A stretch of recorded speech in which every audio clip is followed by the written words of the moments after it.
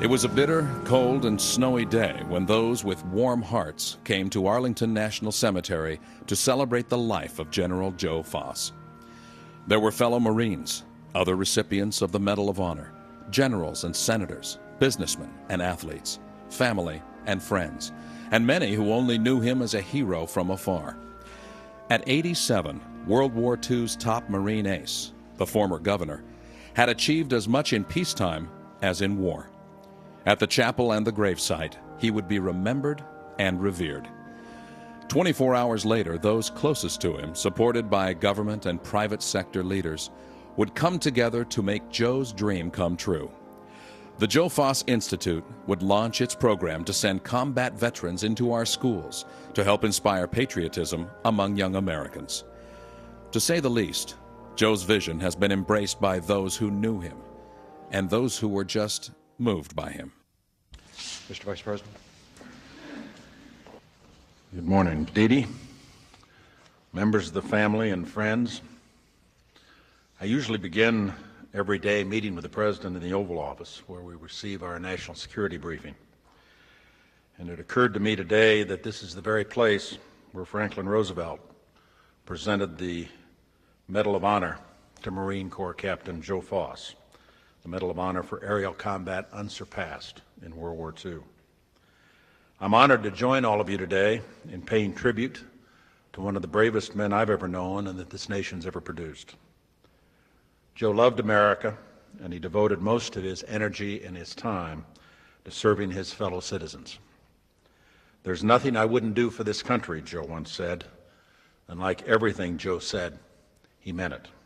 Oh, beautiful for spacious skies, for amber waves of grain, for purple mountain majesties above the fruited plain. America, America, God shed His grace on thee, and crown thy good with brotherhood from sea to shining sea.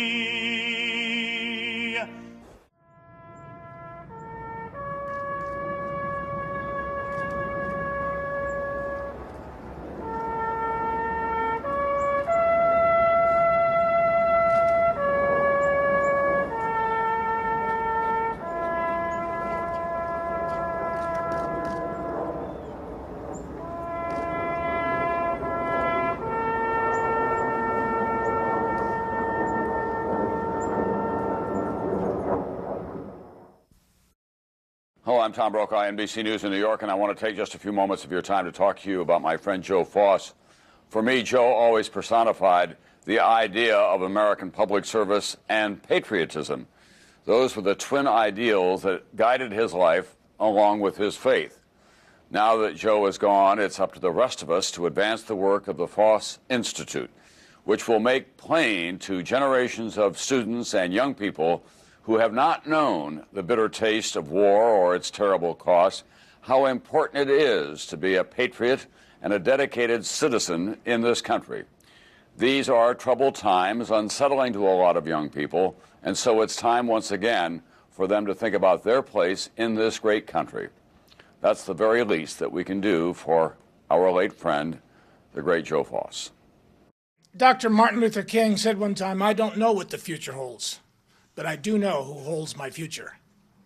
I can't think of another person, maybe other than the great Martin Luther King, that knew who held his future more than Joe Foss, a man of faith and freedom and family, God and country. Could there be a greater role model for those young students who are going to be blessed by the teachings and the interactivity of the work of the Foss Institute? And let me just say parenthetically, Dee Dee, and to you, Gus, I will go anywhere, anytime, any place to help raise the money for the Institute.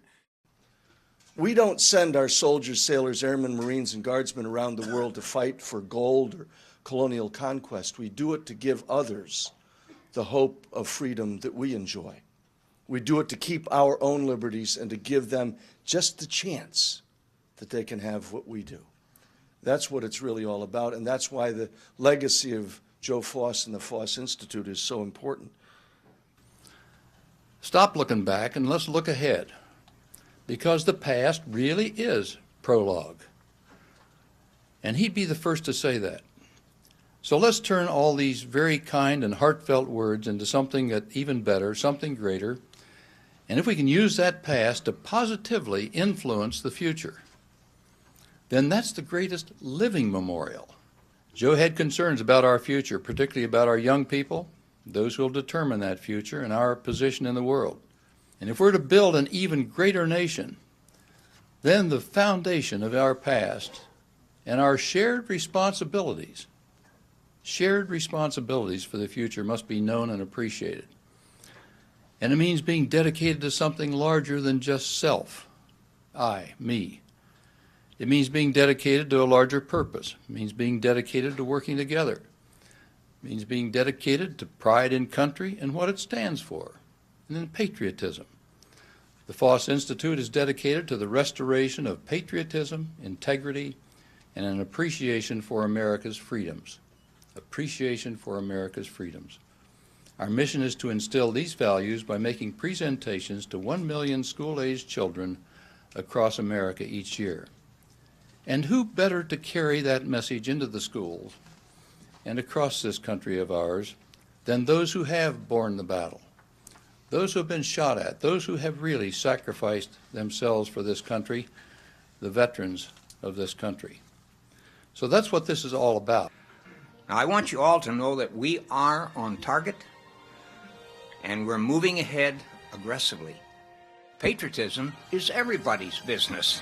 It must be protected, nurtured, or we will lose it.